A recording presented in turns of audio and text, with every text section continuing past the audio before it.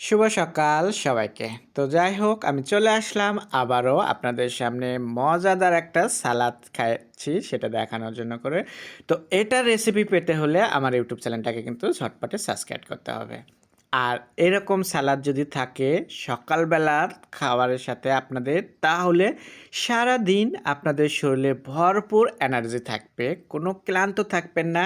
আপনারা যেভাবে যে কাজটাই করবেন না কেন আপনাদের মনে সাহস থাকবে, শরীরে শক্তি থাকবে। তো এই সালাদটা কিসের বানাচ্ছি? এই সালাদটা যদি আপনারা দেখতে চান, তাহলে অবশ্যই আমার ইউটিউব চ্যানেলটাকে সাবস্ক্রাইব করতে হবে, ফেসবুক পেজও ফলো করতে হবে।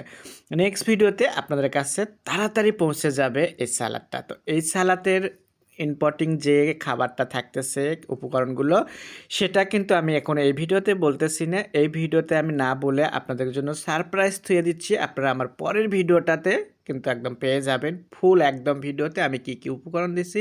ঘরে থাকা সামান্য উপকরণ দিয়ে আপনারা যদি খেতে চান, এরকম করে সারাদিন শক্তি থাকবে আপনাদের শরীরে।